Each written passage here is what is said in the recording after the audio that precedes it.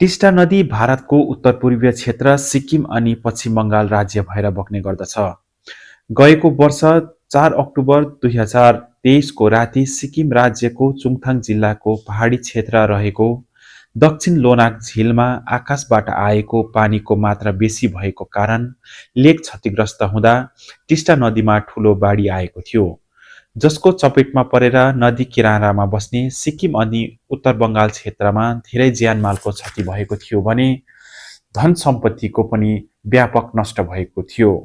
राज्यको स्थानीय सरकार, गोर्खाल्यान्ड क्षेत्रीय प्रशासन अनि जिल्ला प्रशासकले बाढ पीडितहरूलाई तत्काल राहत अनि केही आर्थिक सहायता गरे तापनि पुनर्वास अनि क्षतिपूरण भने अहिलेसम्म गरेका छैनन्। बाढ पीडित परिवारहरूलाई केवल सरकारले आश्वासन मात्र दिएर रहेको स्थानीय पीडितहरूको गुनासो अघि आउन थालेको छ।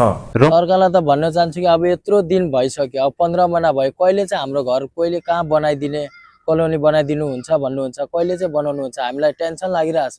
बनाउनु हुन्छ कि हुँदैन, अब सबै संस्था अब जिटिएहरू हुनुहुन्छ, उहाँहरूले पनि अब बनाइदिन्छु पैसा दिन्छु भन्नुहुन्छ, तर कहिले हो? हामी त अब पुरा बाढ पीडित हो नि त, हाम्रो त केही छँदै छैन। अब कहिले चाहिँ यसरी कसरी चाहिँ बस्नु, टेन्सन लागिरहेको हुन्छ दिमागमा।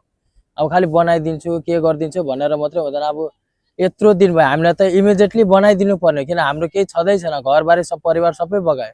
हामीलाई खालि बनाइदिन्छु र यो टाइम लाग्छ, सरकारी काम यस्तो हुन्छ भनेर त्यो भनेर आश्वासन दिएर फाइदा छैन। हामीलाई त गरिदिनु पर्छ यतालाई, किन हामी चाहिँ पिर पढेको मान्छे, हामीलाई मात्रै थाहा छ दुःख, यो हामी बाढ पीडित मान्छेलाई मात्रै थाहा छ हाम्रो दिलमा के बित्दैछ भनेर। किरायमा बस्छ, अब महिना मरेपछि किराय दिनुपर्छ, अब किराय दिएन भने लु घर खाली गर्छ भन्छ। कहाँ चाहिँ जानु घर खाली गरेर? दुईटा नानी, सानो नानी छ, कोही छैन घरमा, आमा बुढी आमा छ एकजना, र हाम्रो दुःख हामीसँग नै छ। खालि त्यो आश दिएर मात्रै हुँदैन, गर्दैन छिटै गर्दैन हामीलाई ढुक्कै हुन्थ्यो। राति सुत्दा निन्द्रा आउँदैन, किन घर छैन, नानीहरू पढाउनु पर्छ, काम छैन, यहाँनिर केही काम छैन, कसैले केही हेल्प गरिदिन्छ छैन आशा हुन्छ। तर दिन आज बिहान उठ्यो, दिनभरि बस्यो, कतैबाट केही छैन, फेरि सुत्यो खायो, दुःखमा जिन्दगी काटिरहेछ। 18 अगस्त 2024 मा बाढ पीडितहरूले रम्फू बाढ पीडित एकता समिति गठन गरेका छन्। आफूहरूको न्यायिक सङ्घर्षको निम्ति भनेर गठन गरिएको उक्त समूहमा पनि विभाजनको राजनीति भइरहेको उनीहरूको गुनासो रहेको छ। रम्फू बाढ पीडित समितिले स्थानीय सरकार, सम्बन्धित विभाग अनि जनप्रतिनिधिहरूलाई आफ्नो मागबारे पत्राचार गरे पनि कुनै पहल नभएको उनीहरूको गुनासो पनि रहेको छ। एक नम्बरमा बाढले बगाएका क्षतिग्रस्त भएका घरहरूको पुनर्निर्माण, क्षतिपूर्ति र पुनर्वास गरिदिया जाओस् भनेर थियो, त्यो पनि भएको छैन। 2 नम्बरमा सम्पूर्ण गाउँको निम्ति सुरक्षाको पर्खाल, इम्ब्याङ्कमेन्टको निर्माण, त्यो पनि कुरा हामीले सभासदलाई सोद्धाखेरि चाहिँ कुरा गरिरहेको छु भन्छ, कहिले चाहिँ त्यो उहाँले चाहिँ त्यो कुरा गरेर चाहिँ कहिले चाहिँ सुरु गर्ने हो? अब फेरि बर्खा लागेपछि बर्खाको बाहना भइहाल्छ, बर्खामा काम पनि हुँदैन है।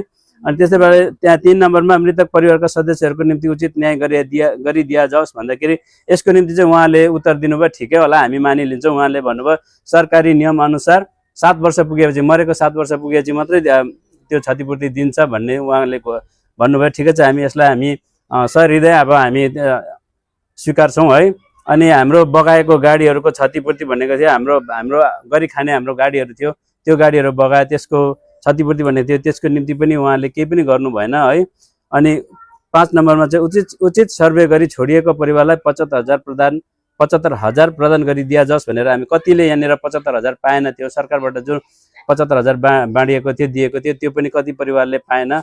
यसको पनि यो छुटेको पनि उचित सर्वे गरिदिया जाओस् भनेर चाहिँ हामीले लेखेका थियौँ। तर हामीलाई त यो 5 वटा कुरामा अब अहिलेसम्म एउटा केही पनि गरिदिनु भएन, सरकार पक्षले न त पार्टी पक्षले। यता उत्तर बङ्गाल क्षेत्रमा पर्ने रम्फू अनि टिस्टा बजारलाई नदीले ठूलो क्षति पुर्याएको थियो।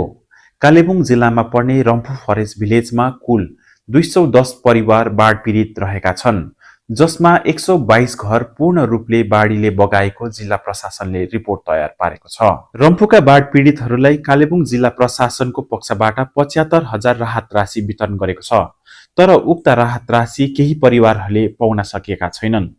जिटिएका क्षेत्रीय सभासद वीरे राईको पहलमा बाढमा घर गुमाएका परिवारलाई 4 महिनाको कोठा भाडा दिएका छन्। हालै आएर जिटिएका मुख्य कार्यपाल अनित थापाले पीडितहरूलाई 3-3 लाख रुपियाँ प्रदान गर्ने घोषणा गरे तापनि हालसम्म वितरण नगरेको उनीहरूको गुनासो रहेको छ। अब कसले हेरिदिने, कसले याद गरिदिने हामीलाई। अब अनित थापाज्यू हाम्रो है एउटा जिटिए चिफ हुनुहुन्छ, उहाँले 3 लाख रुपियाँ घोषित गर्नुभयो, त्यो पनि हाम्रोमा आइपुगेको छैन। त्यो 3 लाखले पनि धेरै हामीलाई एउटा केही हुन्थ्यो होला है, एउटा गरी खाने भाँडो एउटा केही त गर्थ्यौँ होला, दोकान सोकान खोल्थ्यौँ होला, त्यो पनि छैन। अन्त हामी त बिजोकमा छौँ। घर पूरा टूट गया, लेकिन कुछ सरकार तरफ से कुछ नहीं मिला। 75,000 मिला, 75,000 में क्या करेगा आदमी? पेट देखेगा कि कपड़ा देखेगा कि क्या देखेगा? कुछ नहीं है हम लोग का। खाली मीडिया वाला आता है, देख के जाता है, देगा देगा, कुछ नहीं, उड़ गया, हवा हवा हो गया सब। आप क्या बोलना चाहते सरकार से? सरकार से बोलना चाहते जितना हम लोग का गया, कम से कम थोड़ा भी तो हेल्प करो। कोई हेल्प करने वाला नहीं है। हामी मिटिङ पनि बस्ने भनेर भनिरहेका छौँ। अब त्यो मिटिङमा अब के हुन्छ कस्तो हुन्छ उहाँहरूलाई हामी बताउँछौँ। हामी अब फेरि पनि हामी कागज लिएर डकुमेन्ट्सहरू लिएर हामी जानेछौँ। हामी यहाँको बाढ पीडित हो भनेर हामीलाई उहाँलाई थाहा नै छ, र पनि हामीलाई यत्रो मिडियाद्वारा कतिवटा कुराहरू उहाँले सुन्नुहुन्छ।